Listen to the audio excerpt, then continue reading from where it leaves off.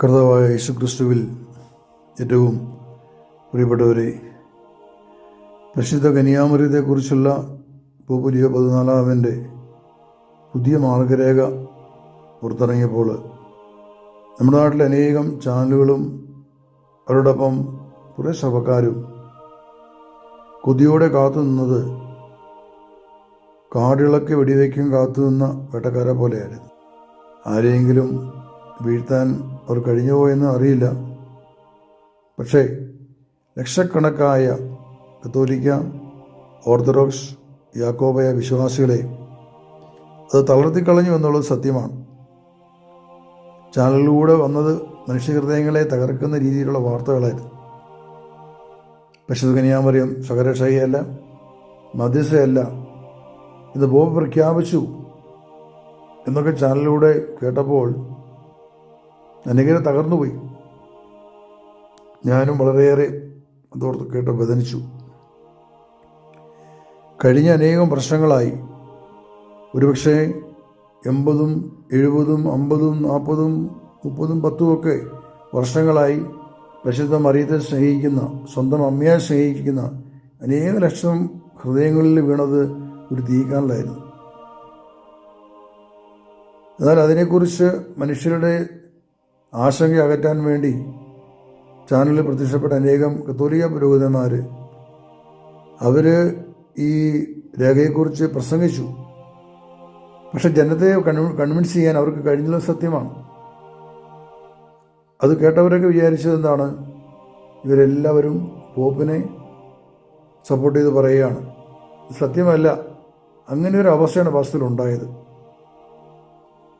അത് നമ്മളൊക്കെ അതിൻ്റെ കമൻറ്റ് ബോക്സുകളിൽ വന്നിട്ടുള്ള അനേകം അഭിപ്രായങ്ങൾ വായിക്കുമ്പോൾ കാണാൻ സാധിക്കും. ഒത്തിരിയേറെ കമൻറ്റുകൾ പെന്തക്കോസ്തക്കാരുടെ ഉണ്ടായിരുന്നു. പക്ഷെ കത്തോലിക്ക വിശ്വാസികൾ അവരുടെ കമൻറ്റുകൾ കാണുമ്പോൾ അറിയാം അവരത് സ്വീകരിക്കാൻ തയ്യാറായില്ല. കാരണം അത് അവരെ ആശ്വസിപ്പിക്കാനായിട്ട് സാധിച്ചില്ല. എന്നാൽ കഴിഞ്ഞ ദിവസം സിറോ മലബാർ സഭയുടേതായി പുറത്തിറങ്ങിയ ആ പ്രബോധനം, അത് പുരോഹിതന്മാർ വിശദീകരിച്ചുകൊണ്ട് പള്ളികളിൽ അതിനെക്കുറിച്ച് നടത്തിയിട്ടുള്ള പ്രഘോഷണങ്ങൾ വളരെയേറെ ഹൃദയങ്ങളിൽ സമാധാനം നൽകുന്ന സത്യമാണ്. ഒത്തിരി ആശങ്കകൾ അകറ്റപ്പെട്ടു. അതുകൊണ്ട് നന്ദി പറയുകയാണ്. വ്യക്തിപരമായിട്ട് ഈ വാർത്തകളൊക്കെ എന്നെ വളരെയേറെ വേദനിപ്പിച്ചു. ഇതൊക്കെ സത്യമാണ് എങ്കിൽ സത്യമാകരുതെന്ന് പ്രാർത്ഥിച്ചു. പക്ഷേ ഈ ദിവസങ്ങളെല്ലാം വളരെയേറെ ആഴമായ പ്രാർത്ഥനയിലായിരുന്നു. ദൈവം എനിക്കൊരു ഉത്തരം വേണം. അങ്ങനെ ഇരിക്കുമ്പോഴാണ് എനിക്ക് റോമിൽ നിന്ന് പ്രസിദ്ധീകരിക്കപ്പെട്ട ആ യഥാർത്ഥമായ മാർഗരേഖ ലഭിച്ചത്. അത് ഞാൻ പല ആവർത്തി വായിച്ചു. വാസ്തവത്തിൽ ഈ ചാനലുകൾ എന്തൊരു ചതിവാണ് ചെയ്തതെന്ന് അപ്പോൾ എനിക്ക് മനസ്സിലായി. കാരണം മാർഗരേഖ അവർ ആരോപിച്ചതുപോലെ അല്ല അതിൽ പറഞ്ഞിരിക്കുന്നത്. എന്നാൽ ഞാൻ വായിച്ചു കഴിഞ്ഞപ്പോൾ ഞാൻ മനസ്സിലാക്കിയ ഒരു കാര്യമുണ്ട്. പരിശുദ്ധ കന്യാമറിയത്തിന് ഈ നൂറ്റാണ്ടിൽ കൊടുക്കാൻ പറ്റുന്ന ഏറ്റവും വലിയ മഹത്വവും ആദരവുമാണ് അതിൽ രേഖപ്പെടുത്തിക്കാൻ എനിക്ക് കാണാൻ സാധിച്ചത്. മാറ്റർ പോപ്പുലി ഫിഡലിസ് എന്ന മാർഗരേഖ, the mother of the faithful people of God എന്നാണ് അതിൻ്റെ യഥാർത്ഥമായ translation. The mother of the faithful people of God, വിശ്വസ്തരായ ദൈവമക്കളുടെ അമ്മ എന്നാണ് അതിൻ്റെ അർത്ഥം. വിശ്വസ്തരായ ദൈവമക്കളുടെ അമ്മ എന്താണ് ഈ മാർഗരേഖയിൽ പറഞ്ഞിരിക്കുക?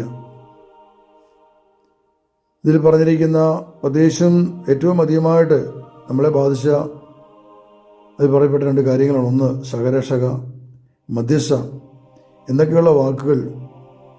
വസ്തുതയിൽ ഇത് കേരളത്തിലെ സംബന്ധിച്ചിടത്തോളം കേരളത്തിലെ അനേകം ക്രൈസ്തവരും പക്ഷേ ആദ്യമായിട്ട് കേൾക്കുന്നവരായിരിക്കും. കാരണം നമ്മുടെ നാട്ടിൽ അങ്ങനെ ഒരു പഠനങ്ങൾ ഉണ്ടായിട്ടില്ല. പക്ഷെ പറയും സഹരക്ഷയാണെന്നും അല്ലെ മധ്യസ്ഥ അല്ല, അങ്ങനെയുള്ള യാതൊരു ചർച്ചകളോടെ വന്നിട്ടില്ല. ഒരു പഠനം ഉണ്ടായിട്ടില്ല. അത് കേട്ടിട്ടില്ല. പരിശുദ്ധ അമ്മയ്ക്ക് മധ്യസ്ഥം വഹിക്കാൻ കഴിയും എന്നുള്ളത് എല്ലാവർക്കും അറിയാനുള്ള കാര്യമാണ്.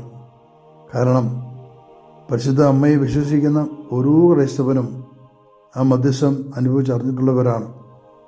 അതുകൊണ്ട് തന്നെയാണ് അവർ ഇത്രമാത്രം മാതാവിനെ സ്നേഹിക്കുന്നത്.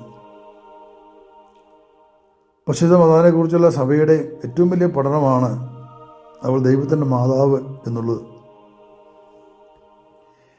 1500 വർഷങ്ങൾക്ക് മുമ്പ് എഫെസോസ് സൂനകദോസ് പരിശുദ്ധ മറിയത്തെ അത്രമാത്രം ഉയർത്തുകയാണ് ചെയ്തത്. അത്രമാത്രം ഉന്നതമായൊരു സ്ഥാനം പരിശുദ്ധ അമ്മയ്ക്ക് ഉള്ളപ്പോൾ സഹരക്ഷക എന്ന സ്ഥാനം കൊടുത്തില്ല എന്നതിന് പേരിൽ എന്തിനു ദുഃഖിക്കണം? ദൈവത്തിൻ്റെ മാതാവിന് എന്താണ് സാധിക്കാത്തത്? നമ്മൾ ചിന്തിക്കേണ്ട കാര്യം അതാണ്. പരിശുദ്ധ അമ്മയെക്കുറിച്ചുള്ള സഭയുടെ വിശ്വാസ സത്യങ്ങൾ അതിലൊന്നും ഒരു മാറ്റം വന്നിട്ടില്ല. ഏറ്റവും സുപ്രധാനമാണ് പരിശുദ്ധ മറിയം ദൈവമാതാവാണ്, ദൈവത്തിൻ്റെ മാതാവാണ്. അപ്പോൾ ദൈവത്തിൻ്റെ മാതാവിനുള്ള സ്ഥാനം, ശക്തി, അധികാരം എത്ര വലുതാണ്! സഹരക്ഷക എന്ന് പറയുന്നത് രക്ഷൻ്റെ കൂട്ടത്തിൽ നിന്നു, രക്ഷ പ്രാപിക്കാൻ വേണ്ടി രക്ഷകൻ്റെ കൂട്ടത്തിൽ നിന്നു. അതാണ് സഹരക്ഷക. വാസ്തവത്തിൽ ഞാൻ പറയും പരിശുദ്ധ മറിയത്തിൻ്റെ സ്ഥാനം അതിലും വളരെ ഉന്നതമാണ്. ഈ സഹരക്ഷക സ്ഥാനത്തെക്കുറിച്ച് നമ്മൾ കേരളത്തിലൊന്നും ആരും തന്നെ അതിനെക്കുറിച്ച് വലിയൊരു സ്ഥാനം കൊടുത്തിട്ടില്ല. സാധാരണക്കാരെ സംബന്ധിച്ചിടത്തോളം പരിശുദ്ധ അമ്മ അവർക്ക് അമ്മയാണ്, യേശുവിൻ്റെ അമ്മയാണ്, അവരുടെ അമ്മയാണ്. അവരുടെ ജീവിതത്തിൽ മാതാവിനോട് ഒത്തിരി അനുഗ്രഹങ്ങൾ കിട്ടി. അതാർക്കും നിഷേധിക്കാൻ പറ്റില്ല. മറ്റേതൊരു വിശുദ്ധന്മാരെല്ലാം അധികമായി പരിശുദ്ധ കന്യാമരത്തിലൂടെ വലിയ ദൈവാനുഗ്രഹങ്ങൾ പ്രാപിച്ച കോടിക്കണക്കിന് മനുഷ്യർ ഭൂമുഖത്തുണ്ട്. അത് ആർക്കും ഒരിക്കലും നിഷേധിക്കാനാവില്ല. യേശുക്രിസ്തുവിൻ്റെ രക്ഷാകര പദ്ധതിയിൽ പരിശുദ്ധ കന്യാമരത്തിൻ്റെ സ്ഥാനം എന്താണ്? ഏറ്റവും സുപ്രധാനമായി ഞാൻ കാണുന്നൊരു സ്ഥാനം ഇതാണ്.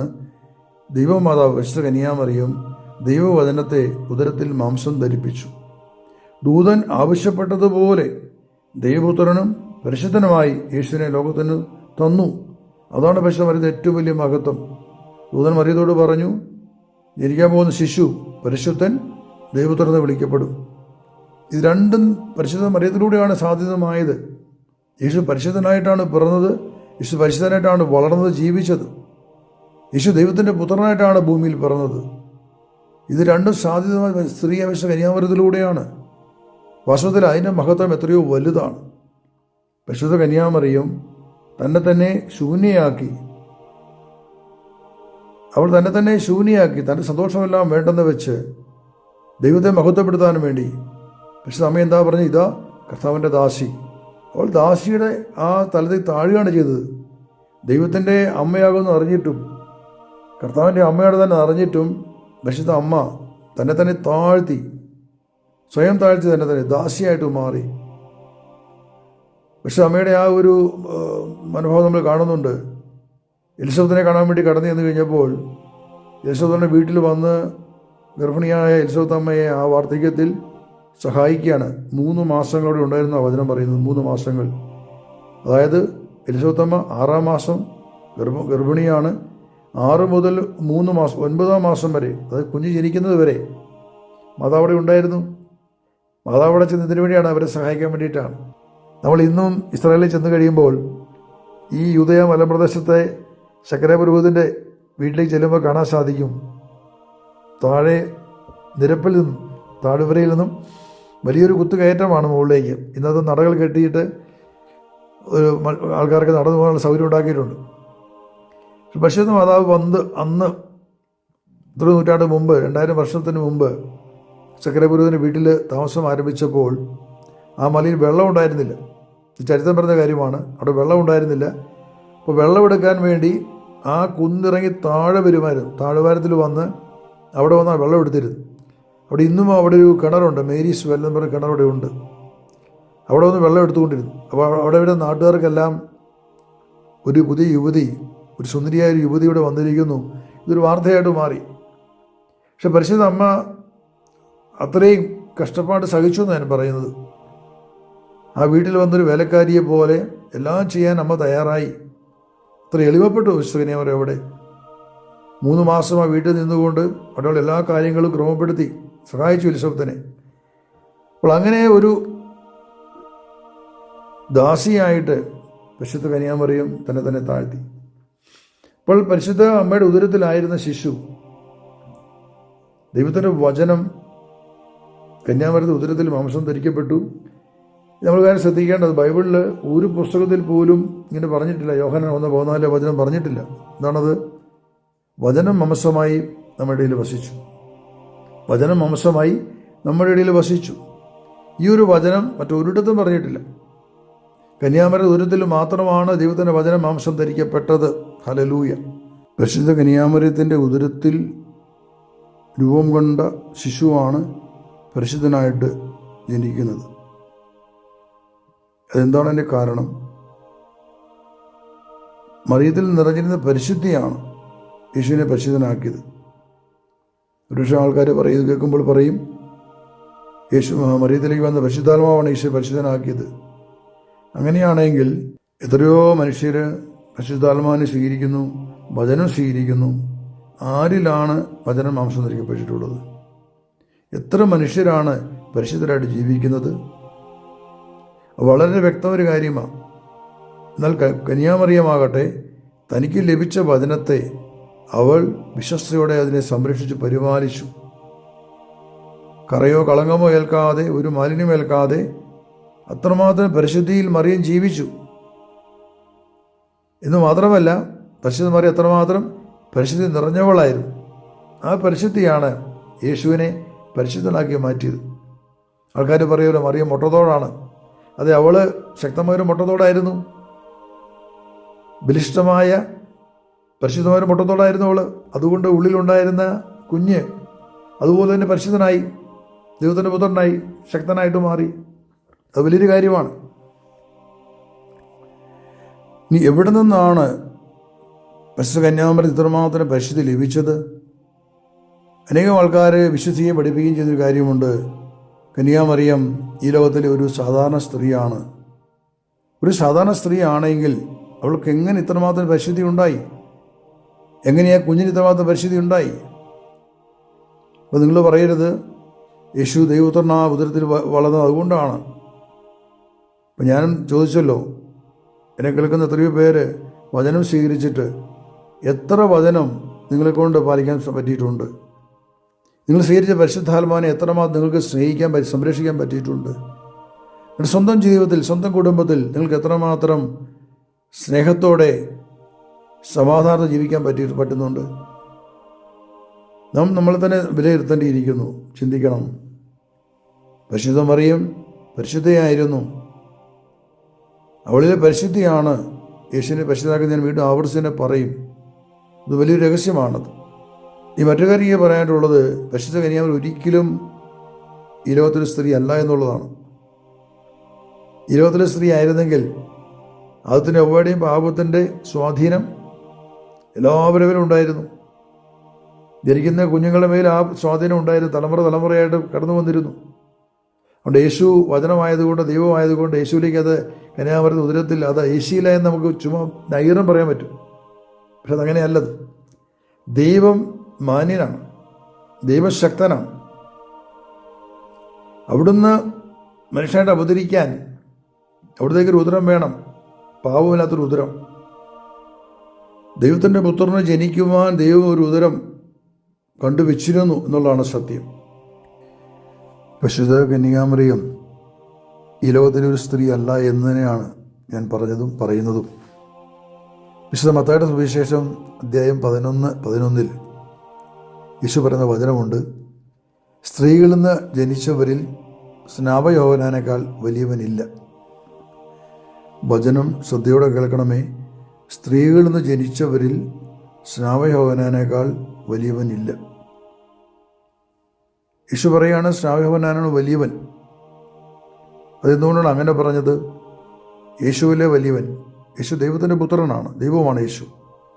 സ്നാപകൻ ഒരു സാധാരണ മനുഷ്യൻ, ഒരു പ്രവാചകനാണ്. പക്ഷെ അവനാണ് വലിയവൻ ഈശോ പറയുമ്പോൾ അവിടെ യേശു എടുത്തു പറഞ്ഞൊരു കാര്യമുണ്ട്, സ്ത്രീകളിൽ നിന്ന് ജനിച്ചവരിൽ, ഈ ലോകത്തിലെ സ്ത്രീകളിൽ നിന്ന് ജനിച്ചവരിൽ യോഹന്നാൻ വലിയവനാണ്. അതിൻ്റെ അർത്ഥം ഇതാണ്, യേശു അവിടെ തന്നെ മാറ്റി നിർത്തി. ഈ ലോകത്തിലെ സ്ത്രീകളിൽ നിന്നും ജനിച്ചവരിൽ നിന്നും യേശു തന്നെ മാറ്റി. ഈ ലോകത്തിലെ സ്ത്രീകളുടെ ഗണത്തിൽ നിന്ന് യേശു തൻ്റെ അമ്മയെ മാറ്റി. അവിടെ 2 ഗണങ്ങളാക്കി മാറ്റുകയാണ്.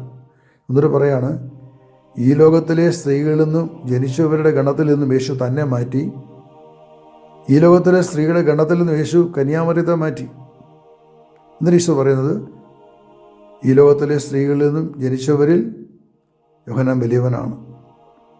അപ്പോൾ ആ സ്ത്രീയുടെ ഗണത്തിൽ കന്യാമറിയത്തെ ഈശോ ചേർത്തില്ല, ആ ജനിച്ചവരുടെ ഗണത്തിൽ ഈശോ തന്നെയും ചേർത്തില്ല. അതുകൊണ്ടാണ് യോഹന്നാൻ വലിയതെന്ന് പറഞ്ഞത്. അപ്പോൾ അതിൻ്റെ അർത്ഥം ഇതാണ്, യേശു വ്യക്തമായിട്ട് പറയുകയാണ്, കന്യാമറിയം ഈ ലോകത്തിലെ സ്ത്രീ അല്ല, അവൾ അയക്കപ്പെട്ട സ്ത്രീയാണ്. അവൾ ഉന്നതത്തിലും അയക്കപ്പെട്ടവളാണ്. അവൾ ജീവിതത്തിൻ്റെ അനാദിയിലുള്ള പദ്ധതിയാണ് കന്യാമറിയം. അതുകൊണ്ടാണ് കന്യാമറിയത്തിന് മാത്രം പരിശുദ്ധി ഉണ്ടെന്ന് ഞാൻ പറഞ്ഞത്. ആ പരിശുദ്ധിയാണ് യേശുവിനെ പരിശുദ്ധനാക്കി മാറ്റിയത്. ഹല്ലേലൂയ. ഒയ്യുന്നേ പോപ്പ് പ്രസിദ്ധീകരിച്ച ഈ മാർഗരേഖയിൽ ഒരു ഹെഡിങ് കൊടുത്തിട്ടുണ്ട്, Mary's cooperation in the work of salvation. മറിയത്തിൻ്റെ സഹകരണം രക്ഷാകര കർമ്മത്തിൽ. അതിൽ 5ാമത്തെ പാരഗ്രാഫ്, ആ പാരഗ്രാഫ് ഇങ്ങനെ പറഞ്ഞിരിക്കുകയാണ്, Mary is foreshadowed in Genesis 3:15. Mary is foreshadowed in Genesis 3:15 because she is the woman who shares in the definitive victory over the serpent. ഉൽപ്പത്തി 3:15 വചനം, അവൾ നിന്റെ തല തകർക്കും. ആ വചനത്തിൽ ഇവിടെ സഭയുടെ പഠനം പറഞ്ഞിരിക്കുകയാണ്, രേഖ പറഞ്ഞിരിക്കുകയാണ്, ആ വചനത്തിൽ മേരി ഉണ്ട്. മേരി അവിടെ ഒരു മുൻ നിഴലെന്നാണ് പറയുന്നത്. ഫോർഷാഡോഡ്, ഒരു മുൻകൂട്ടി കാണിച്ച അടയാളം അവിടെ കാണിച്ചിരിക്കുകയാണ് വചനത്തിൽ. അതായത് ദൈവമായ കർത്താവ് ഉൽപ്പത്തി 3:15 പറഞ്ഞ അവൾ നിന്റെ തല തകർക്കുമെന്ന് പറഞ്ഞ സ്ത്രീ, സർവ്വത്തോട് നിന്റെ തല തകർക്കുമെന്ന് പറയപ്പെട്ട സ്ത്രീ മറിയമാണ് എന്നാണ് ഈ രേഖ സ്ഥാപിച്ചിരിക്കുന്നത്. ഹല്ലേലൂയ. ഇത് വലിയൊരു വിജയമാണ്, വലിയൊരു മഹത്വമാണ് വിശുദ്ധ മറിയത്തിന്. വിശുദ്ധ കന്യാമറിയമാണ് സാത്താൻ്റെ തലയെ തകർക്കാൻ അയക്കപ്പെട്ട സ്ത്രീയെന്ന് അധികമാരും പറഞ്ഞ് ഞാൻ കേട്ടിട്ടില്ല. വളരെ വിരളമായി ഇപ്പോൾ ഈ അടുത്ത കാലത്തൊക്കെ അവിടെ കുറച്ച് പറയുന്നു. പക്ഷേ ഈ മാർഗരേഖ വ്യക്തമായിട്ട് പറയുകയാണ്, ഉൽപ്പത്തി 3:15 പറഞ്ഞിരിക്കുന്ന സ്ത്രീ അത് പരിശുദ്ധ മറിയത്തെ ഉദ്ദേശിച്ചിട്ടുള്ളതാണ് എന്ന്. ഹല്ലേലൂയ. അടുത്ത ഭാഗം എന്ന് പറഞ്ഞിരിക്കുന്നു, because she is the woman who shares in the definitive victory over the serpent. സർപ്പത്തിൻ്റെ മേൽ നിർണായക വിജയം നേടുന്ന സ്ത്രീ അവളാണ് എന്ന് ഇതും മാർഗരേഖ ഉറപ്പിച്ച് പറയുകയാണ്. ആമേൻ. ഹല്ലേലൂയ. സഭയുടെ ആദ്യകാല വിശ്വാസവും പഠനവുമാണ് ഈ വചനം ഉൽപ്പത്തി 3:15 അവൾ നിന്റെ തല തകർക്കുമെന്നുള്ളത്. എന്നാൽ നമുക്ക് കൈവശമുള്ള നമ്മുടെ ബൈബിള്, POC ബൈബിള്, ഇംഗ്ലീഷിലെ RSC ബൈബിള്, ഇവിടെ എല്ലാം പറഞ്ഞിരിക്കുന്നത് അവൻ നിന്റെ തല തകർക്കുമെന്നാണ്. നീ അവനെ കുതികാലിൽ പരിക്കേൽപ്പിക്കും. എന്നാൽ ഹീബ്രു ഗ്രീക്ക് മൂലത്തിൽ നിന്നും ലത്തീൻ ഭാഷയിലേക്ക് ബൈബിൾ വിവർത്തനം ചെയ്യപ്പെട്ടപ്പോൾ 4-ാം നൂറ്റാണ്ടിൽ വിശുദ്ധ ജെറോം അദ്ദേഹം ലാറ്റിനിലേക്ക് പരിഷ്കരിച്ച ബൈബിളാണ് ദ വൾഗേറ്റ് എന്നറിയപ്പെടുന്നത്. ഈ വൾഗേറ്റിൻ്റെ ഈ ഉൽപ്പത്തി 3:15 വചനം അതാണ്, she will crush your head. അതിനുശേഷം പിന്നീട് 1500-ാം ആണ്ടിലാണ് ലത്തീൻ ഭാഷയിൽ നിന്ന് ഇംഗ്ലീഷ് ഭാഷയിലേക്ക് ആദ്യത്തെ ബൈബിൾ വിവർത്തനം ചെയ്യപ്പെടുന്നത്. അത് കത്തോലിക്ക ബൈബിൾ, ഡ്യുവർ റീംസ് എന്നറിയപ്പെടുന്ന കത്തോലിക്ക ബൈബിള്. ആ ബൈബിളിലും ഉൽപ്പത്തി 3:15 വചനം അതാണ്, അവൾ നിന്റെ തല തകർക്കും, നീ അവളുടെ കുതികാലിന് വേണ്ടി പതിയിരിക്കുമെന്നാണ്. നീ അവൻ്റെ കുതികാലിൽ പരിക്കേൽപ്പിക്കുന്നില്ല, മറിച്ച് നീ അവളുടെ കുതികാലിന് വേണ്ടി പതിയിരിക്കും. സ്ത്രീയാണ് സർപ്പത്തിന് തല തകർക്കുന്നത്. സർപ്പം സ്ത്രീയുടെ കുതികാലിന് വേണ്ടി കാത്തു കിടക്കും, പതിയിരിക്കും. എന്തിനാണ്? സ്ത്രീയാൽ അവൻ്റെ തല തകർക്കപ്പെടാൻ വേണ്ടിയിട്ടാണ്. അയാൾ ഒരിക്കലും യേശുവിൻ്റെ കുതികാലിൽ പരിക്കേൽപ്പിക്കാൻ ഒരു സാത്താനെ കൊണ്ട് പറ്റുമോ? യേശു ദൈവമായിരിക്കെ യേശുവിൻ്റെ കുതികാലിൽ അവൻ യേശുവാണെങ്കിൽ യേശുവിൻ്റെ കുതികാലിൽ സാത്താൻ പരിക്കേൽപ്പിക്കാൻ ദൈവം അനുവദിക്കുകയാണോ? തെറ്റല്ലേ വാസ്തവത്തിൽ? ഇപ്പോൾ ഇവിടെ വാസ്തവത്തിൽ സത്യം ഇതാണ്, സ്ത്രീ എന്ന മറിയം, അവൾ അയക്കപ്പെട്ടവളാണ്. ദൈവം അനാദിയിലെ അയച്ച സ്ത്രീയാണ്. ഈ ലോകത്തിൽ ഒരു മനുഷ്യ സ്ത്രീ കൊണ്ട് പറ്റുമോ സാത്താൻ്റെ തലയിൽ തറക്കാനായിട്ട്? കാരണം സർവ്വരും അവയുടെ സന്തതി പരമ്പരകൾ സർവ്വരുടെ മേൽ വന്നിരിക്കുന്ന പിശാചിന്റെ സ്വാധീനമുണ്ട്. ഒരു സ്ത്രീയെ കൊണ്ടും പറ്റില്ല സാത്താനെ തകർക്കാൻ.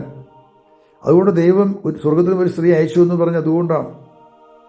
ഇത് ലോകത്തിന്റെ നാനായിടങ്ങളിൽ പരിശുദ്ധ കന്യാമറിയം പ്രത്യക്ഷപ്പെട്ടുകൊണ്ട് അനേകമിടങ്ങളിൽ ലക്ഷക്കണക്കിന് മനുഷ്യർ ആ ദേവാലയങ്ങളിൽ കടന്നു ചെന്ന് പ്രാർത്ഥിക്കുന്നുണ്ടെങ്കിൽ പരിശുദ്ധ കന്യാമറിയം ഈ ലോകത്തെ സ്ത്രീ ആയതുകൊണ്ടല്ലത്, അവൾ ഉന്നതത്തിൽ അയക്കപ്പെട്ടവളായതുകൊണ്ടാണ്.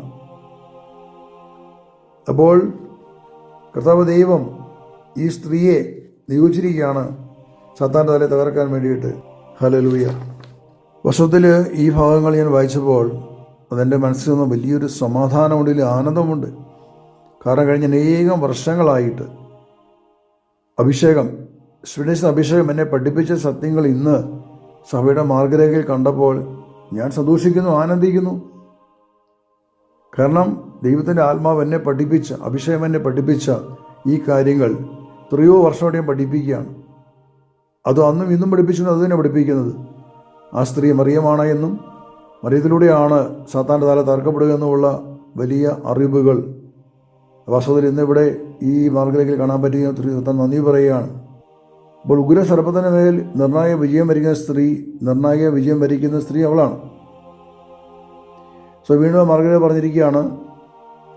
പറഞ്ഞിരിക്കുന്നു, therefore it is not surprising that Jesus addresses Mary as woman on Calvary, John 19:26.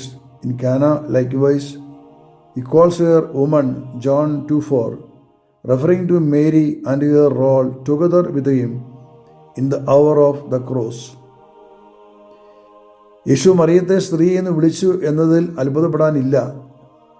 കാൽവരിയിലും യോഹന്നാൻ 19:26, കാനായിലും യോഹന്നാൻ 2:4 യേശു അവളെ സ്ത്രീ എന്നാണ് വിളിച്ചത്. അങ്ങനെ അവളുടെ പങ്കിനെ തൻ്റെ കുരിശു വരെയുള്ള തൻ്റെ യാത്രയിൽ യേശു ഉറപ്പിച്ചു. അവിടെ ഏറ്റു പറയുകയാണ്. ഇനി മറ്റൊരു പ്രധാനപ്പെട്ട പഠനം ഇവിടെ വന്നിരിക്കുന്നത്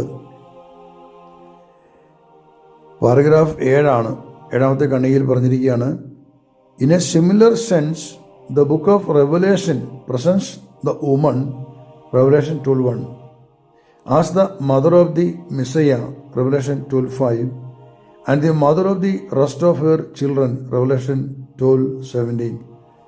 വാസ്തവത്തിൽ ഇത് വലിയൊരു അത്ഭുതമാണ് എന്നെ സംബന്ധിച്ചിടത്തോളം. കാരണം ശ്രദ്ധിക്കണമേ, വെളിപാട് 12:1 ആ അധ്യായത്തിലെ ആ സ്ത്രീയെക്കുറിച്ചാണ് പറഞ്ഞിരിക്കുന്നത്. The book of Revelation presents the woman. അത് 12:1 പറഞ്ഞിരിക്കുന്ന വചനം ഇതാണ്, സ്വർഗത്തിലൊരു അടയാളം കാണപ്പെട്ടു, സൂര്യൻ ഉടയടേക്ക് ഒരു സ്ത്രീ, അവളുടെ പാദങ്ങൾക്കടി ചന്ദ്രൻ, അവിടെ ശിരസിൽ ഒരു കിരീടത്തിൽ 12 നക്ഷത്രങ്ങൾ. അപ്പം സൂര്യനെ പോലെ ജ്വലിക്കുന്ന ഒരു സ്ത്രീ, ആ സ്ത്രീയെ 12:1 നാം കാണുകയാണ്, വെളിപാട് 12:1 കാണുകയാണ്. അവൾ സ്ത്രീയാണ്. വീണ്ടും ആ സ്ത്രീ ആരാണ് എന്ന് അതേ അധ്യായം 12:5 പറഞ്ഞിരിക്കുകയാണ്. അവളുടെ ശിശു എന്ന് പറയുന്നത്, അവളുടെ ശിശു 12:5 വചനമാണ്. അത് യേശുക്രിസ്തുവിനെ കുറിച്ച് പറഞ്ഞിരിക്കുന്ന ഭാഗമാണത്. അപ്പോൾ ആ ശിശു യേശുക്രിസ്തുവായതുകൊണ്ട് ആ സ്ത്രീ ശിശുവിനെ പ്രസവിച്ച കന്യാമറിയമാണെന്ന് വ്യക്തമാണ്. ഇതും 996 മുതൽ ദൈവത്തിൻ്റെ ആത്മാവിനെ പഠിപ്പിച്ച് ഞാൻ പഠിപ്പിക്കുന്നൊരു സത്യമാണ്. എല്ലാ ധ്യാനങ്ങളും പ്രഘോഷിക്കുന്നു. വെളിപാട് 12 സ്ത്രീ കന്യാമറിയമാണ് എന്ന് എത്രയോ വർഷങ്ങളെ പ്രഘോഷിക്കുകയാണ്.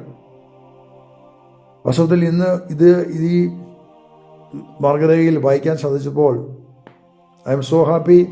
എനിക്ക് വലിയ സന്തോഷമുണ്ട്. ഞാൻ ദൈവത്തിൽ നന്ദി പറയുകയാണ്. അനേകം വർഷങ്ങൾക്ക് മുമ്പ് ഞാൻ ഈ വെളിപാട് 12 സ്ത്രീ ആരാന്നറിയാൻ വേണ്ടി സഭയുടെ പഠനങ്ങൾ പരിശോധിച്ചു. അപ്പോൾ ഒരു സഭയിലെ ഒരു അറിയപ്പെടുന്ന പണ്ഡിതൻ്റെ ഗ്രന്ഥം ഞാൻ വായിച്ചു. അദ്ദേഹം ഇത് പറഞ്ഞിരിക്കുന്നത് 12 സ്ത്രീ എന്ന് പറയുന്നത് സഭയാണ്. പിന്നെ ഞാൻ പെന്തക്കോസ്ത പഠനങ്ങൾ വായിച്ചു. അവർ പറഞ്ഞിരിക്കുന്ന സഭയാണ്, ഇസ്രായേലാണെന്ന് പറഞ്ഞിട്ടുണ്ട്. ബസ് ഇത്രമാത്രം വലിയ പരിശുദ്ധി ആർക്കാ ലോകത്തിലുള്ളത്? സഭയ്ക്ക് എങ്ങനെ പരിശുദ്ധി ഉണ്ടാകും? സഭയിലെ കോടിക്കണക്കിന് മനുഷ്യർ ജീവിക്കുന്നത് പാപത്തിലാണ്. സഭ യേശുവിൻ്റെ ശരീരമാണ്, ശരിയാണ്, പരിശുദ്ധാത്മാവിന്റെ ആലയമാണ്. പക്ഷേ അതിൽ ജീവിക്കുന്ന മനുഷ്യർ മുഴുവൻ പാപികളായതുകൊണ്ട് സഭ ഇരുട്ടിലാണ്, സഭ പ്രകാശത്തിലല്ല. അപ്പം അതുകൊണ്ട് തന്നെ തെറ്റായൊരു വ്യാഖ്യാനമൊക്കെ മനസ്സിലായി. എന്നാൽ ഈ സ്ത്രീ പരിശുദ്ധ മറിയമാണ് എന്ന് ദൈവത്തിന് ആത്മാവിനെ പഠിപ്പിച്ചപ്പോൾ, അഭിഷേകനെ പഠിപ്പിച്ചപ്പോൾ ഞാൻ അന്നും ഇന്നും പ്രസംഗിച്ചു. അത് ഇന്ന് വാസ്തവത്തിൽ ഈ രേഖയിൽ അത് കാണപ്പെടുകയാണ്. അസത്യത്തെ പുറത്തു കൊണ്ടുവന്നിരിക്കുകയാണ്. ഹല്ലേലൂയ. ഒത്തിരിയേറെ കർത്താവ് ചെയ്ത് നന്ദി പറയുകയാണ്. ഇപ്പോൾ 12:1 ഈ സ്ത്രീ 12:5 അത് യേശുവിൻ്റെ അമ്മയായിട്ട് അവളെ കാണിക്കുന്നു. 12:17 ബാക്കിയുള്ള എല്ലാവരുടെയും അമ്മയാണ്. അവളുടെ സന്തതികൾ അതിനെ പറയുന്നത് 12:17 പറഞ്ഞു. ദൈവകൽപ്പന കാക്കുന്നവരും യേശുവിന് സാക്ഷ്യം വയ്ക്കുന്ന അവളുടെ സന്താനങ്ങൾ, അവരാണ് മറിയത്തിൻ്റെ മക്കൾ. ദൈവകൽപ്പന കാക്കുന്നവരും യേശുവിനെ സാക്ഷ്യം വയ്ക്കുന്നതുമായ അവളുടെ സന്താനങ്ങൾ, അവരാണ് മറിയത്തിൻ്റെ മക്കൾ. അപ്പോൾ ഇത് മുഴുവനും വ്യക്തമായിട്ട് ഇവിടെ രേഖപ്പെടുത്തിയിട്ടുണ്ട്. ഇതെല്ലാം പരിശുദ്ധ മറിയത്തിൻ്റെ വലിയ മഹത്വമാണ്. ഇതെല്ലാം ഓർത്ത് ഞാൻ കർത്താവിന് ഒത്തിരിയേറെ നന്ദി പറയുകയാണ്. ഹല്ലേലൂയ.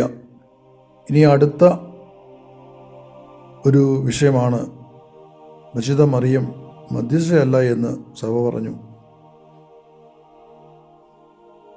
പരിശുദ്ധ മറിയത്തിൻ്റെ മധ്യസ്ഥം വഹിക്കാൻ പറ്റില്ല എന്ന് ഒരിക്കലും ഒരിടത്തും പറഞ്ഞിട്ടില്ല.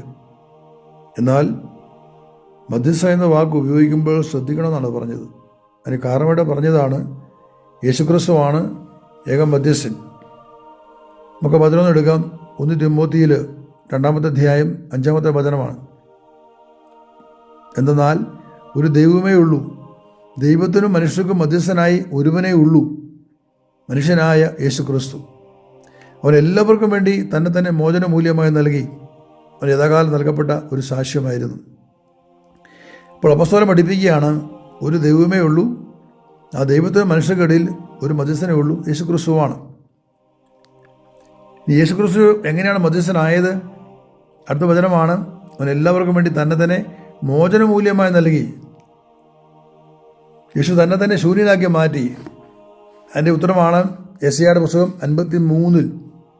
യെശയ്യ 53 12-ാമത്തെ വചനത്തിൻ്റെ അവസാനത്തെ ഭാഗമാണ്. എന്നാൽ അവൻ തൻ്റെ ജീവനെ മരണത്തിന് ഏൽപ്പിച്ചു കൊടുക്കുകയും പാപികളോടുകൂടെ എണ്ണപ്പെടുകയും ചെയ്തു. എന്നിട്ടും അനേകരുടെ പാപഭാരം അവൻ പേറി അതിക്രമങ്ങൾക്ക് വേണ്ടി മധ്യസ്ഥം വഹിച്ചു. ഇവിടെ വ്യക്തമായിട്ട് പറയുകയാണ്, യേശുക്രിസ്തു എന്തുകൊണ്ടാണ് മധ്യസ്ഥനായത്? അവൻ അനേകരുടെ പാപഭാരം പേറി അതിക്രമങ്ങൾക്ക് വേണ്ടി മധ്യസ്ഥം വഹിച്ചു. അപ്പോൾ യേശുക്രിസ്തു നമുക്കും ദൈവത്തിനിടയിൽ നിൽക്കുന്ന മധ്യസ്ഥം എന്ന് പറയുമ്പോൾ, യേശു നമ്മുടെ എല്ലാ പാപത്തിന് പരിഹാരം ചെയ്തവനാണ്. ഒരുവൻ്റെ പാപം ക്ഷമിക്കപ്പെടാൻ, അവൻ പാപത്തിൽ നിന്ന് രക്ഷ പ്രാപിക്കാൻ ഒരേ ഒരു വഴി യേശു മാത്രമാണ്. അത് യേശുവിൽ വിശ്വസിക്കുക, നീ നിന്റെ കുടുംബം രക്ഷ പ്രാപിക്കുന്ന വചനം പഠിപ്പിക്കുന്നു. അപ്പോൾ യേശുക്രിസ്തുവിലൂടെ മാത്രമാണ് രക്ഷ, യേശുവിലൂടെ മാത്രമാണ് പാപമോചനം. ആ അർത്ഥത്തിലാണ് പൗലോസ് അപ്പോസ്തലൻ യേശുക്രിസ്തുവിനെ ഏക മധ്യസ്ഥനെ വിളിച്ചിരിക്കുന്നത്. ഇവിടെ മറ്റുള്ളവർ വ്യാഖ്യാനം ചെയ്തതുപോലെ വിശുദ്ധ മറിയം മധ്യസ്ഥയല്ല എന്ന് പറയുകയാണെങ്കിൽ, ഈ ലോകത്ത് ജീവിച്ചിരിക്കുന്ന മനുഷ്യർ, ഒരു പാസ്റ്ററോ ഒരു സുവിശേഷ പ്രഘോഷകനോ ഒരു പുരോഹിതൻ, ഇവരൊക്കെ മധ്യസ്ഥന്മാരല്ലേ? ഒരു ജനത്തെ നയിക്കുന്ന ഒരു പുരോഹിതൻ, അദ്ദേഹം ഒരു മധ്യസ്ഥനാണ്. ഒരു ബലി അർപ്പിക്കുന്ന പുരോഹിതൻ മധ്യസ്ഥനാണ്. ദൈവത്തിനും മനുഷ്യരുടെ നിന്ന് അദ്ദേഹം മധ്യസ്ഥം വഹിക്കുകയാണ്. ഒരു പാസ്റ്റർ ഒരു രോഗിക്ക് വേണ്ടി പ്രാർത്ഥിക്കുമ്പോൾ അദ്ദേഹം മധ്യസ്ഥം വഹിക്കുകയാണ്. ദൈവത്തിൻ്റെ ശക്തി അദ്ദേഹം ആ വ്യക്തിയിലേക്ക് തൻ്റെ മധ്യസ്ഥം വഴി പകർന്നു കൊടുത്ത് സുഖപ്പെടുത്തുകയാണ്. ഇതെല്ലാം മധ്യസ്ഥങ്ങളാണ്. ഈ ലോകത്തിലെ മധ്യസ്ഥം തന്നെ, ഈ ലോകത്തിൽ തന്നെ മനുഷ്യ തമ്മിലുണ്ടാകുന്ന പ്രശ്നങ്ങൾ, അയൽവാസി പ്രശ്നം ഉണ്ടായെന്ന് വിചാരിക്കുക. അപ്പോൾ ഈ പ്രശ്നങ്ങൾക്ക് പരിഹരിക്കാൻ മറ്റൊരുവൻ വരികയാണ്, അയാൾ മധ്യസ്ഥം വഹിക്കുകയാണ്. ഇതൊരു സാധാരണ സംഭവമാണ്. മധ്യസ്ഥം വഹിക്കുന്നു, അതെല്ലായിടത്തും ഉള്ള കാര്യമാണ്. സമാധാനം ഉണ്ടാക്കുന്ന മധ്യസ്ഥം വഴി സമാധാനം ഉണ്ടാക്കുന്നു. അപ്പോൾ ഇവിടെ കന്യാമറിയത്തിന് യാതൊരു മധ്യസ്ഥത ഇല്ലെന്ന് പറഞ്ഞു കഴിഞ്ഞാൽ അങ്ങനെ ഒരിക്കലും സഭ പറയത്തില്ല, പഠിപ്പിച്ചിട്ടുമില്ല. ഇവിടെ പരിശുദ്ധ മറിയത്തിൻ്റെ ദൈവമുള്ള ബന്ധത്തെ ചോദ്യം ചെയ്യപ്പെടുകയാണ്. പരിശുദ്ധ മറിയം ദൈവമാതാവാണ്. പരിശുദ്ധ മറിയത്തിന് നമുക്കിവിടെ എന്ത് ചെയ്യാൻ സാധിക്കും? അത് ഓർത്തിരിക്കണം. എന്നാൽ നമ്മുടെ പാപമോചനത്തിന് വേണ്ടി യേശുവിന് മാത്രമേ നമുക്ക് മത്സ്യം വഹിച്ചിട്ടുള്ളൂ. ആ സ്ഥാനത്ത് ആരുമില്ല. അവിടെ പരിശുദ്ധ മറിയുമില്ല, വിശുദ്ധന്മാരാരും അവിടെ ഇല്ല. അവിടെ യേശുക്രിസ്തു മാത്രമാണ് ആ തലത്തിലുള്ള മധ്യസ്ഥൻ. എന്നാൽ നമുക്ക് വേണ്ടി ദേവസ്ഥനിൽ പ്രാർത്ഥിക്കാനോ നമുക്ക് വേണ്ടി അനുഗ്രഹങ്ങൾ പ്രാപിച്ചു തരാനോ പരിശുദ്ധ കന്യാമരത്തെ കൊണ്ട് സാധിക്കും, വിശുദ്ധന്മാരെ കൊണ്ട് സാധിക്കും. ലോകമലയാള വിശുദ്ധന്മാരും അവരുടെയൊക്കെ ദേവാലയങ്ങളൊക്കെ എന്ന് വെറുതെയാണോ? ഇവിടെയൊക്കെ പോയി പ്രാർത്ഥിക്കുന്ന മനുഷ്യർക്ക് വെറുതെ മോശക്കാരാണോ? വിശുദ്ധ കന്യാമരത്തിൻ്റെ ദേവാലയങ്ങൾ ഭൂമി ലോകത്തിൻ്റെ ധനമായിട്ട് എന്തുമാത്രം ദേവാലയങ്ങളാണ്, എത്ര വലിയ പള്ളികളാണ്, എത്ര ലക്ഷക്കണക്കിന് മനുഷ്യരോട് വരുന്നു. എന്ത് വരുന്നത്? ആരും നിർബന്ധിച്ച് വരുന്നില്ലല്ലോ.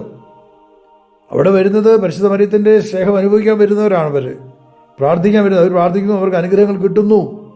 അങ്ങനെ കിട്ടാത്ത ഒരുവൻ പോലും ഉണ്ടോ? ഒരു ക്രിസ്ത്യാനി ഉണ്ടോ? ഒരു യാക്കോബക്കാരനോ ഒരു ഓർത്തഡോക്സുകാരനോ ഒരു കത്തോലിക്കനോ ഒരിക്കലും പറയാൻ പറ്റില്ല പരിശുദ്ധ അമ്മയോട് പ്രാർത്ഥിച്ചിട്ട് കിട്ടിയില്ല എന്ന് പറയാൻ പറ്റില്ല. കാരണം പരിശുദ്ധ അമ്മ വഴി അനുഗ്രഹങ്ങൾ ലഭിക്കുകയാണ്, ആത്മീയ അനുഗ്രഹങ്ങൾ. എൻ്റെ വ്യക്തി ജീവിതത്തിൽ 37 വർഷങ്ങൾ ഞാനിപ്പോൾ പൂർത്തിയാക്കി. എൻ്റെ വിളിയിൽ എൻ്റെ ജീവിതത്തിൻ്റെ ആരംഭകാലം മുതൽ ഞാനായിരുന്ന ദേശത്ത് എനിക്കൊരു പ്രാർത്ഥനാ കൂട്ടായ്മ ഉണ്ടായിരുന്നില്ല. എൻ്റെ മുഴുവൻ പ്രാർത്ഥനയും കർത്താവിന് മുമ്പിലായിരുന്നു, ഒറ്റയ്ക്കായിരുന്നു. എൻ്റെ പ്രാർത്ഥനകളിൽ അനേക മണിക്കൂറുകൾ ഞാൻ പ്രാർത്ഥിക്കുമായിരുന്നു. രാവിലെ മുതൽ രാത്രി വരെ ഇരുന്ന് പ്രാർത്ഥിക്കും. കിട്ടുന്ന അവസരം എല്ലാം പ്രാർത്ഥന ഉപയോഗിക്കും. കാരണം എനിക്ക് ഭയങ്കരമായ ദാഹമാണ് പ്രാർത്ഥിക്കാനായിട്ട്. പക്ഷെ പല പ്രാവശ്യവും ഈ പ്രാർത്ഥനയിലൊക്കെ ഞാനത് ഉറങ്ങാൻ പോകുമ്പോഴുണ്ട് മനസ്സിനൊരു സ്വസ്ഥതയില്ല, ഒരു നിറവില്ല മനസ്സിന്. അത്രയും പ്രാർത്ഥിച്ചിട്ട് എനിക്കൊന്നും കിട്ടിയില്ലല്ലോ, ഒരു ശൂന്യതയാണ്, ഒരു ചിന്ത.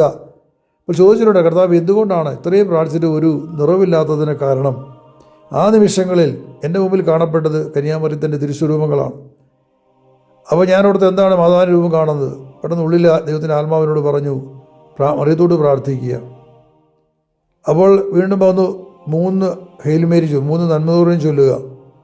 ഞാനത് ചൊല്ലി 3ാമത്തെ പ്രാവശ്യം ചൊല്ലിക്കഴിഞ്ഞപ്പോഴേക്കും കണ്ടത് ആകാശത്തിൽ നിന്ന് ഒരു വലിയ അണക്കെട്ട് പൊട്ടി പാലുപോലെ വെള്ളം ഇങ്ങനെ പ്രവഹിക്കുകയാണ്. അത് നിമിഷ നേരം കൊണ്ട് എൻ്റെ മേലെ വന്നു. എൻ്റെ എല്ലാ വേദന മാറി, ഞാൻ കരുത്തന്നെ ശക്തമായിട്ട് മാറി നിമിഷ നേരങ്ങൾ കൊണ്ട്. ഇത് 3 സന്ദർഭങ്ങളിൽ സംഭവിച്ചു. എൻ്റെ ജീവിതത്തിൽ 3 ദിവസങ്ങളിലാണ് സംഭവിച്ചത്.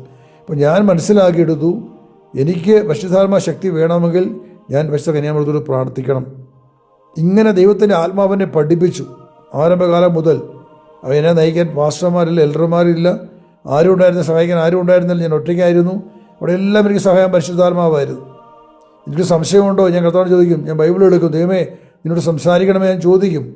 കണ്ണടച്ച് ബൈബിള് ഞാൻ തുറക്കുമ്പോൾ ഞാൻ കാണാറുണ്ട് സ്വർഗത്തിൽ നിന്നും ഒരു നൂല് പോലെ പ്രകാശം ഈ ബൈബിളിലേക്ക് ഇറങ്ങി വരികയാണ്. അതുപോലെ ബൈബിളിൽ പതിക്കുമ്പോൾ ഞാൻ എൻ്റെ വലതുകരത്തിലെ ചൂണ്ടാണി വീട്ടിൽ അവിടെ വയ്ക്കും. അതിന് കണ്ണു തുറക്കും, അത് വായിക്കും. അതെനിക്കുള്ള എൻ്റെ ദൈവത്തിൻ്റെ, എൻ്റെ പിതാവിൻ്റെ നിർദ്ദേശങ്ങളായിരുന്നു. അവിടുത്തെ വചനങ്ങൾ അതെനിക്ക് ശക്തി പകർന്നെനിക്ക് ധൈര്യം തന്നെ, എന്നെ വളർത്തി, എന്നെ പഠിപ്പിച്ചു. എൻ്റെ ഹൃദയത്തിലേക്ക് പാല് പോലെ സ്നേഹം അവിടുന്ന് ഒഴുകി. അപ്പോൾ വാസ്തവത്തിൽ എല്ലാം എന്നെ പഠിപ്പിച്ചത് പക്ഷേ അമ്മയെ സ്നേഹിക്കാൻ വേണ്ടിയിട്ടാണ്. ഇനി മറ്റൊരു കാര്യം ഞാൻ ഓർക്കുന്നത്, എൻ്റെ ആത്മീയ ജീവിതത്തിൻ്റെ ആരംഭകാലങ്ങളിൽ ഞാൻ എപ്പോഴും കാണുന്ന കാര്യമുണ്ട്. സൂര്യപ്രകാശം പോലെ നിൽക്കുന്ന ഒരു സ്ത്രീ എൻ്റെ മുമ്പിൽ, അത് പരിശുദ്ധ അമ്മയാണെന്ന് മനസ്സിലാക്കി. പക്ഷെ എന്തുകൊണ്ടാണ് എല്ലാ ദിവസങ്ങളിലും എപ്പോൾ നോക്കിയാലും എൻ്റെ കൺമുമ്പിൽ ഒരു 3 മാസങ്ങൾ ഈ കാഴ്ചയെ കണ്ടുകൊണ്ടിരുന്നു. പക്ഷേ അന്നതിൻ്റെ ഗൗരവം ഞാൻ മനസ്സിലാക്കിയില്ല. അത് മാതാവെന്ന് മാത്രമേ മനസ്സിലായുള്ളൂ. പക്ഷെ ഇന്നെനിക്കറിയാം വാസ്തവത്തിൽ എത്രമാത്രം വലിയൊരു വിളി ദൈവം എനിക്ക് തന്നു. കൃത്യമായിട്ട് എൻ്റെ ജീവിതത്തിൽ പരിശുദ്ധ അമ്മയുടെ സ്ഥാനം എത്ര വലുതാണ്, പരിശുദ്ധ അമ്മയെക്കുറിച്ച് ഞാൻ പഠിച്ച കാര്യങ്ങൾ എത്ര വലുതാണ്. ആ ലോകത്തിൽ ആർക്കും തരാനാവാത്ത അറിവുകൾ ദൈവത്തിൻ്റെ പരിശുദ്ധാത്മാവ് എനിക്ക് നൽകി, ജ്ഞാനം എനിക്ക് നൽകി. അതാണ് ഞാൻ പ്രഘോഷിക്കുന്നത്. അത് ഞാൻ പ്രസംഗിക്കുന്ന കാര്യങ്ങൾ അതെൻ്റെ തോന്നലുകളോ അല്ലെങ്കിൽ എന്തെങ്കിലും വ്യാജമോ അല്ല. ഈ ലോകത്തിൽ സംഭവിക്കേണ്ട കാര്യങ്ങൾ. അപ്പോൾ ഒരു കാര്യം ഞാൻ പറയുന്നതാണ്, പരിശുദ്ധ മറിയത്തിന് നമുക്കൊണ്ട് എന്ത് ഞാൻ സാധിക്കും. കാനാല വിവാഹവിരുന്നിൽ വെള്ളത്തെ വീഞ്ഞാക്കാൻ ഈശോയെ കൊണ്ട് പ്രചോദിപ്പിച്ചത് യേശു പരിശുദ്ധാത്മാവ്, ആ പരിശുദ്ധാത്മാവ് ഉണർത്തി പരിശുദ്ധ കന്യാമറിയമാണ്. അവർക്ക് വീഞ്ഞില്ല എന്ന് വന്ന് പറഞ്ഞു. ഒരു മധ്യസ്ഥമായിരുന്നു അത്. സ്ത്രീയെ എന്ന് വിളിച്ചു, എനിക്ക് നിനക്കൊന്നും എൻ്റെ സമയമായിട്ടില്ല എന്ന് പറഞ്ഞു. പക്ഷെ ഉടനെ കന്യാമറിയം എന്താ ചെയ്തത്? വിളി കേട്ടപ്പോൾ തന്നെ നേരെ ആ വേലക്കാരിലേക്ക് തിരിയുകയാണ്. അവരോട് പറയാണ്, അവൻ പറയുന്ന പോലെ ചെയ്യുവിൻ. അത് യേശു കേട്ടു. Do whatever he tells U, അവൻ പറയുന്ന പോലെ ചെയ്യുക. യേശുവിന് മനസ്സിലായി താൻ എന്തോ പറയേണ്ടിയിരിക്കുന്നു, വേലക്കാരൻ പ്രവർത്തിക്കേണ്ടിയിരിക്കുന്നു. ഒരൊറ്റ വാക്ക് യേശുവിൻ്റെ അഭിഷേകത്തെ ഉണർത്തുക ചെയ്ത്. മറിയത്തിൽ വന്ന ഒരൊറ്റ വാക്ക്, do whatever he tells you. അത് യേശു കേട്ടതും യേശുവിൻ്റെ ആത്മാവ് അഭിഷേകം ഉണർന്നു. 40 ദിവസം അതിന് മുമ്പ് മരുഭൂമിയിൽ പ്രാർത്ഥിച്ചു. അതിന് മുമ്പ് ജോർദാനിൽ സ്നാനപ്പെട്ട് 40 ദിവസം മരുഭൂമിയിൽ പ്രാർത്ഥിച്ച് ആത്മാവ് ശക്തനായി. ലൂക്ക 4:14 വായിക്കുന്നു, യേശു ആത്മാവ് ശക്തിയോടുകൂടി ഗലീലയിലേക്ക് മടങ്ങി വന്നു. യേശു ഗലീലയിലേക്ക് വന്നപ്പോഴാണ് ഈ വിവാഹത്തിൽ സംബന്ധിക്കാൻ വേണ്ടി കടന്നു വരുന്നത്. അതൊരു അത്ഭുതം യേശു പ്രവർത്തിച്ചിട്ടുണ്ടായിരുന്നില്ല. പക്ഷെ അവിടെ വെച്ച് കന്യാമറിയത്തിൽ നിന്ന് പുറപ്പെട്ട ഒരു വാക്ക്, അവൻ നിങ്ങളോട് പറയുന്ന പോലെ ചെയ്യുക എന്നൊരു കൽപ്പന അമ്മയിൽ നിന്ന് പുറപ്പെട്ടപ്പോൾ അത് യേശുവിൻ്റെ ആത്മാവിനെ ഉണർത്തി, അഭിഷേകത്തെ ഉണർത്തി. Awaken the spirit in Jesus. യേശുവിൻ്റെ ആത്മാവിനെ അത് ഉണർത്തി. ഉടനെ യേശു ഉണർന്നു. യേശു കണ്ടു, ഇവിടെ 6 കൽപ്പനകൾ കണ്ടു. വെള്ളം നിറയ്ക്കാൻ ആവശ്യപ്പെട്ടു. വേലക്കാർ വെള്ളം നിറച്ചു. ആ വെള്ളം നിറച്ചപ്പോഴേ അത് വീഞ്ഞായിട്ട് മാറിയത്. ഇവിടെ യേശുവിൻ്റെ അത്ഭുതം വാസം ചെയ്തിട്ടില്ല. ആ വെള്ളം വീഞ്ഞാൻ യേശു പ്രാർത്ഥിച്ചില്ല, അത് വീഞ്ഞാകട്ടെ യേശു പറഞ്ഞില്ല. മറിച്ച് യേശുവിൽ വസിച്ച അഭിഷേകം ആ വെള്ളത്തെ വീഞ്ഞാക്കി മാറ്റുകയാണ് ചെയ്തത്. അത് പരിശുദ്ധാത്മാവിൻ്റെയും അത് അഭിഷേകത്തിൻ്റെ വീര്യപ്രവൃത്തിയാണ് അവിടെ സംഭവിച്ചു. ഒരു കൂട്ടായ്മയാണത്. പരിശുദ്ധ കന്യാമറിയത്തിൻ്റെ സാന്നിധ്യം അവിടെ ഉണ്ടായിരുന്നുകൊണ്ട് മറിയത്തിൽ പരിശുദ്ധ അമ്മയിലൊരു അഭിഷേകമുണ്ട്, പരിശുദ്ധ കന്യാമറിയത്തിൽ അഭിഷേകമുണ്ട്. ഈ അഭിഷേകങ്ങളാണ് വാസ്തവത്തിൽ അവിടെ ചേർന്നുകൊണ്ട് ഈ വെള്ളത്തെ വീഞ്ഞാക്കി മാറ്റിയത്. ഇതൊക്കെ ഗ്രഹിക്കാൻ അല്പം ബുദ്ധിമുട്ടുള്ള കാര്യങ്ങളാണ്. ഇതൊക്കെ ദുർവ്യാഖ്യാനമായിട്ട് ആർക്കു വേണ്ടും പറയാം. പക്ഷെ ഇതെല്ലാം സത്യങ്ങളാണ് എന്ന് എനിക്ക് പറയാനായിട്ടുള്ളൂ. ഞാൻ ഒന്നുകൂടി പറഞ്ഞ് അവസാനിപ്പിക്കുകയാണ്.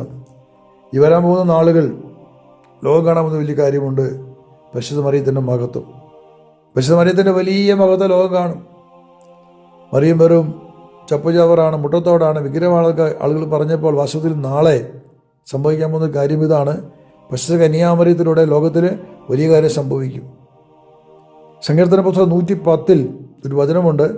110:1 വചനമാണ്. കർത്താവിനെ അരുളി ചെയ്തു, ഞാൻ നിന്റെ ശത്രുക്കളെ നിനക്ക് പാദപീഠമാക്കുമ്പോൾ നിന്റെ വലതുഭാഗത്തിരിക്കുക. കർത്താവിനെ അരുളി ചെയ്തു, ഞാൻ നിന്റെ ശത്രുക്കളെ നിനക്ക് പാദപീഠമാകുമ്പോൾ നിന്റെ വലതുഭാഗത്തിരിക്കുക. ഇതേ വചനം എബ്രായ ലേഖനത്തിലുണ്ട്. ദാവീദിൻ്റെ വചനമാണ്. ദാവീദ് പറയാണ്, പിതാവായ ദൈവം, അതാണ് കർത്താവ്, പിതാവായ ദൈവം എൻ്റെ കർത്താവിനോട്, എൻ്റെ കർത്താവ് യേശു ക്രിസ്തുവാണ്, പിതാവായ ദൈവം യേശുവിനെ അരുളി ചെയ്യുകയാണ്, ഞാൻ നിന്റെ ശത്രുക്കളെ നിനക്ക് പാദപീഠമാക്കുവോളം നീ എൻ്റെ വലതുഭാഗത്തിരിക്കുക. യേശു ലോകത്തിൽ വന്ന് കുരിശിൽ മരിച്ചു. പാപത്തെയും പിശാചിനെയും നരകത്തെയെല്ലാം തകർത്ത്, അവരുടെ ആധിപത്യങ്ങളെ തകർത്ത്, മരണത്തിൻ്റെ അധികാരം തകർത്ത് യേശു വിജയശ്രീലാളിതനായി സ്വർഗത്തിലേക്ക് എഴുന്നള്ളി പിതാവായ ദൈവത്തിൻ്റെ വലതുഭാഗത്ത് ഭൂഷനായി. ആ യേശുവിൻ്റെ പിതാവ് പറയുകയാണ്, ഞാൻ നിന്റെ ശത്രുക്കളെ നിനക്ക് പാദപീഠമാക്കുവോളം നിന്റെ വലതുഭാഗത്തിരിക്കുക. നിന്റെ വലതുഭാഗത്തിരിക്കാനാണ് പറഞ്ഞത്. വാസ്തവത്തിൽ യേശു സ്വർഗത്തിലാണ്. പിന്നെ എങ്ങനെ ഈ ശത്രുക്കളെ പാദപീഠമാക്കും? അവിടെയാണ് പരിശുദ്ധ കന്യാമറിയത്തിൻ്റെ പ്രസക്തി. അവിടെയാണ് ഉൽപ്പത്തി 3:15 വചനത്തിൻ്റെ പ്രസക്തി. അവൾ നിന്റെ തല തകർക്കുന്ന വചനം. അതെ, സ്ത്രീയെ കന്യാമറിയത്തിലൂടെ എല്ലാ ശത്രുക്കളെയും കന്യാമറിയത്തിലൂടെ ദൈവം യേശുവിൻ്റെ പാദപീഠമാക്കും. ആമേൻ, ഹല്ലേലൂയ. ഇതാണ് സംഭവിക്കാൻ പോകുന്നത്. എല്ലാ ശത്രുക്കളും കന്യാമറിയത്തിലൂടെ യേശുവിൻ്റെ പാദപീഠമായി തീരും. എല്ലാ ശത്രുക്കളെയും നശിപ്പിക്കപ്പെടും. അവസാന ശത്രുവായ പിശാചും അഗ്നിതടാകത്തിൽ എറിയപ്പെടുന്ന ഒരു സാഹചര്യമുണ്ട്. വ്യാജപ്രവാചകനും ദുഷ്ടമൃഗവും പുരാണ സർപ്പവും, ഈ 3 പേരാണ് വെളിപാട് പുസ്തകം 21 വചനപ്രകാരം അഗ്നിതടാകത്തിൽ എറിയപ്പെടാൻ പോകുന്നത്. ബാക്കിയെല്ലാം ദൈവം വീണ്ടെടുക്കും. ദൈവത്തിൻ്റെ എല്ലാ ജനത്തെയും വീണ്ടെടുക്കും. നഷ്ടപ്പെട്ട സകല കോടിക്കണക്കിന് മനുഷ്യരെ വീണ്ടെടുക്കും. കാരണം യേശുവിനെ കുരിശിലെ രക്തത്തിൻ്റെ മഹത്വം അവിടെയാണ്. ഒരുവൻ നഷ്ടപ്പെട്ടാൽ അത് നഷ്ടമാണ് ദൈവത്തിന്. തന്നെ പുത്രനെ ബലിയർപ്പിച്ചിട്ട് കുറേ പേര് രക്ഷപ്പെട്ട, കുറേ പേര് നഷ്ടപ്പെട്ടില്ല, എല്ലാവരും രക്ഷപ്പെടും. യേശു വീണ്ടും വരുന്നത് വരെ പരിശുദ്ധ കന്യാമറിയത്തെ വലിയ ദൗത്യം ഏൽപ്പിച്ചിരിക്കുകയാണ്. പരിശുദ്ധ കന്യാമറിയത്തിലൂടെ ശത്രുവിൻ്റെ സാമ്രാജ്യങ്ങൾ തകർക്കപ്പെടും. നഷ്ടപ്പെട്ട ആത്മാക്കൾ, കോടിക്കണക്കിന് ആത്മാക്കൾ വീണ്ടെടുക്കപ്പെടും. എല്ലാം ദൈവം പുനഃസ്ഥാപിക്കും. ഈ പ്രപഞ്ച ദൈവം പുനഃസ്ഥാപിക്കും.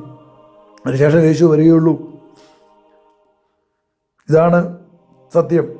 നാം കേട്ടതായ കാര്യങ്ങളെക്കുറിച്ച് ആഴത്തിൽ ചിന്തിക്കാം, പ്രാർത്ഥിക്കാം. ദൈവത്തിൻ്റെ പരിശുദ്ധാത്മാവ് ഉത്തരം നൽകട്ടെ, നമ്മളെ സഹായിക്കട്ടെ. ദൈവമാതാവിന് സ്ഥാനം ദൈവം കൊടുത്തിട്ടുണ്ട്. അത് ദൈവം നിറവേറ്റും, പിതാവ് നിറവേറ്റും. അത് ഉറപ്പുള്ള കാര്യമാണ്. പരിശുദ്ധ മറിയത്തിൻ്റെ സ്ഥാനത്ത് ദൈവം ഒരിക്കലും ഒരിടത്ത് കുറച്ചിട്ടില്ല. ആ മനുഷ്യത്തിന് കുറയ്ക്കാൻ ശ്രമിച്ചാലും കുറയില്ല, അത് കൂടത്തേ ഉള്ളൂ, ജ്വലിക്കത്തേ ഉള്ളൂ. ഞാൻ പ്രാർത്ഥിക്കുകയാണ് ഈ നാളുകളിൽ ലക്ഷക്കണക്കിന് മലയാളികളുടെ ക്രൈസ്തവരുടെ ഹൃദയങ്ങളിൽ ഉണ്ടായ വലിയ വേദന, വിള്ളൽ, തകർച്ച, പരാജയങ്ങൾ ഇവിടേക്കെല്ലാം കർത്താവിൻ്റെ അഭിഷേകം കടന്നു ചെല്ലട്ടെ ഞാൻ പ്രാർത്ഥിക്കുകയാണ്. സമാധാനം ഉണ്ടാകട്ടെ. ഹൃദയങ്ങളുണ്ടായ ക്ഷതങ്ങൾ സൗഖ്യം പ്രാപിക്കട്ടെ. ശത്രുവിൻ്റെ എല്ലാ ജ്വലിക്കുന്ന കൂരമ്പുകളും വിട്ടുപോകട്ടെ. ശത്രു ഹൃദയങ്ങളിൽ തറപ്പിച്ചതായ മുള്ളുകൾ പിഴുതു മാറ്റപ്പെടട്ടെ. ഹൃദയങ്ങൾ ഒഴുകിയതായ വിഷത്തെയെല്ലാം തുടച്ചു കളയുമാറാകട്ടെ. കർത്താവിൻ്റെ വചനം, കർത്താവിൻ്റെ ജ്ഞാനം, കർത്താവിൻ്റെ അഭിഷേകം ഭൂമിയിലേക്ക് ഇറങ്ങി വന്ന് എല്ലാവരെയും വീണ്ടെടുക്കുമാറാകട്ടെ. ആമേൻ. തെറ്റായ എല്ലാ പഠനങ്ങളിൽ നിന്നും എല്ലാ മനുഷ്യരും സ്വതന്ത്രരാകട്ടെ. തെറ്റായ പഠനങ്ങളെല്ലാം ബന്ധിക്കപ്പെടട്ടെ. അതെല്ലാം അവസാനിക്കട്ടെ. സത്യവചനങ്ങൾ മനുഷ്യൻ അറിയുവാനും വിശ്വസിക്കാനും പഠിക്കാനും ഇടവരട്ടെ. ആമേൻ, ആമേൻ. വിശുദ്ധ കന്യാമറിയത്തിൻ്റെ നാമം സ്തുതിക്കപ്പെടട്ടെ, മഹത്വപ്പെടട്ടെ, സർവ്വരാലും പുകഴ്ത്തപ്പെടട്ടെ. അബി മരിയ, അബി മരിയ, അബി മരിയ. ദൈവകൃപ നിറഞ്ഞ മറിയമേ സ്വസ്തി. കർത്താവ് അങ്ങയുടെ കൂടെ സ്ത്രീകളിൽ അങ്ങ് അനുഗ്രഹീതയാകും. അങ്ങയുടെ ഉദരത്തിൻ ഫലമായി ഈശോ അനുഗ്രഹീതനാകും. പരിശുദ്ധ മറിയമേ ദൈവപുത്രൻ്റെ മാതാവേ, ഭാവികളായ ഞങ്ങൾക്ക് വേണ്ടി ഇപ്പോഴും ഞങ്ങളുടെ മരണസമയത്തും കർത്താവിനോട് അപേക്ഷിച്ചു കൊള്ളണമേ. പിതാവിൻ്റെയും പുത്രൻ്റെയും പരിശുദ്ധാത്മാവ് ദൈവത്തിൻ്റെയും പരിശുദ്ധമായ നാമത്തിൽ. ആമേൻ, ആമേൻ, ആമേൻ. ഹല്ലേലൂയ, ഹല്ലേലൂയ. സ്തോത്രം.